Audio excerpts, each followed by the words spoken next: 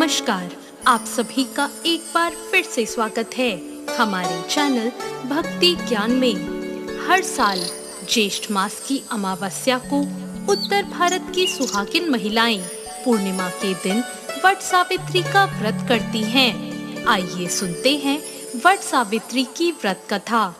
भद्र देश के एक राजा थे, उनका नाम अश्वपति था।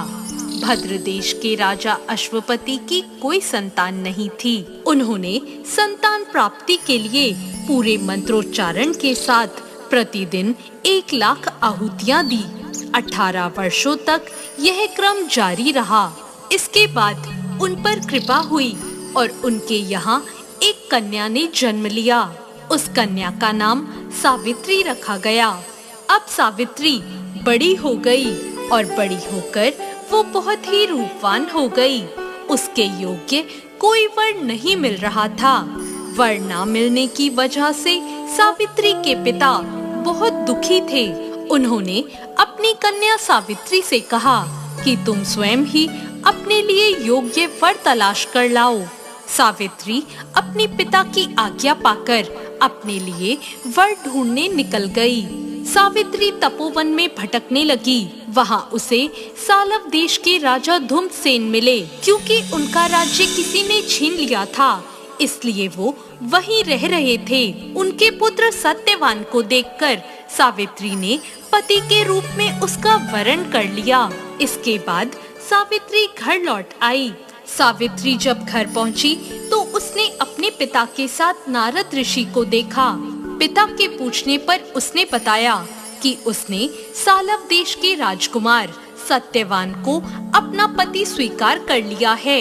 जब नारद ऋषि को ये बात पता चली तो उन्होंने कहा कि हे राजन, ये आप क्या कर रहे हैं? सत्यवान गुणवान है, धर्मात्मा है और बलवान भी है, पर उनकी आयु बहुत कम है। वो अल्पायु हैं। 1 वर्ष बाद ही उनकी मृत्यु हो जाएगी। ऋषिराज नारद की बात सुनकर अश्वपति राजा घोर चिंता में डूब गए। उन्होंने सावित्री से कहा, पुत्री, तुमने जिस राजकुमार को अपने वर के रूप में चुना है वह अल्पायु है। तुम्हें किसी और को अपना जीवन साथी बनाना चाहिए। इस पर सावित्री ने कहा, पिताजी, आर्य कन्याएं अपने पति का एक ही बार वरण करती हैं। राजा एक ही बार आज्ञा देता है और पंडित एक ही बार प्रतिज्ञा करते हैं और कन्यादान भी एक बार ही किया जाता है। सावित्री हठ करने लगी और बोली, मैं सत्यवान से ही विवाह करूंगी। जब सावित्री नहीं मानी तो राजा अश्वपति ने सावित्री का विवाह सत्यवान से करा दिया। सावित्री अपने ससुराल पहुँचते ही अपने सास ससुर की सेवा करने लगी। समय बीतने लगा। नारद मुनि ने सावित्री को पहले ही सत्यवान की मृत्यु के दिन के बारे में बता दिया था। वह दिन जैसे जैसे करीब आने लगा, सावित्री अधीर होने लगी। सावित्री ने 3 दिन पहले से ही उपवास रखने शुरू कर दिए और नारद मुनि द्वारा बताई तिथियों पर पितरों का पूजन भी किया। हर दिन की तरह सत्यवान उस दिन भी लकड़ी काटने जंगल चले गए। साथ में सावित्री भी गई। जंगल में पहुंचकर सत्यवान लकड़ी काटने के लिए पेड़ पर चढ़ गए। तभी उसके सिर में तेज दर्द होने लगा। दर्द से व्याकुल होने के कारण सत्यवान पेड़ से नीचे आ गए। सत्यवान के सिर को गोद में रखकर सावित्री सत्यवान का सिर सहलाने लगी। तभी वहाँ यमराज आते दिखाई दिए। यमराज अपने साथ सत्यवान को ले जाने लगे। सावित्री भी उनके पीछे पीछे चल पड़ी। यमराज ने सावित्री को समझाने की कोशिश की कि यही विधि का विधान है, पर सावित्री नहीं मानी और यमराज के पीछे चल पड़ी। उन्होंने यमराज से कहा कि मैं सत्यवान को ले जाने नहीं दूंगी। सावित्री की निष्ठा और पति परायणता को देखकर यमराज ने सावित्री से कहा, हे देवी, तुम धन्य हो, तुम मुझसे कोई भी वरदान मांगो। सावित्री ने कहा, मेरे सास ससुर वनवासी और अंधे हैं, आप उन्हें दिव्य ज्योति प्रदान करें। यमराज ने कहा, ठीक है, ऐसा ही होगा।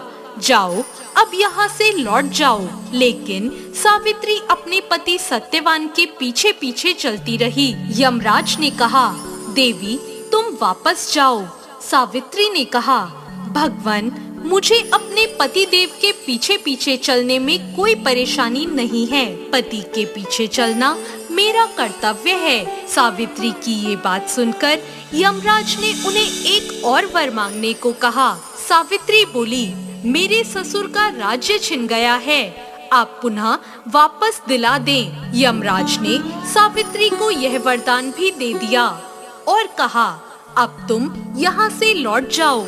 लेकिन सावित्री पीछे पीछे चलती रही। सावित्री को चलता देख यमराज ने सावित्री को तीसरा वरदान मांगने को कहा। इस पर सावित्री ने 100 संतान और सौभाग्य का वर मांग लिया। यमराज ने इसका वरदान भी सावित्री को दे दिया।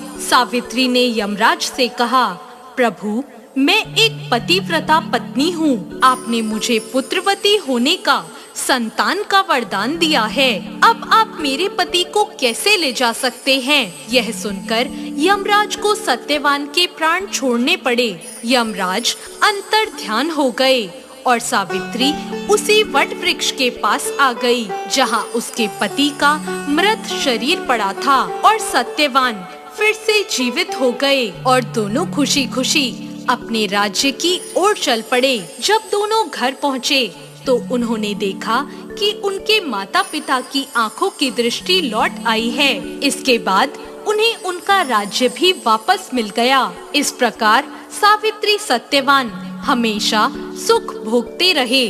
तो ये थी वट सावित्री व्रत कथा। इस व्रत कथा को सुनने से और व्रत करने से वैवाहिक जीवन या जीवन साथी की आयु पर आया किसी प्रकार का कोई भी संकट टल जाता है। आपको ये कथा कैसी लगी?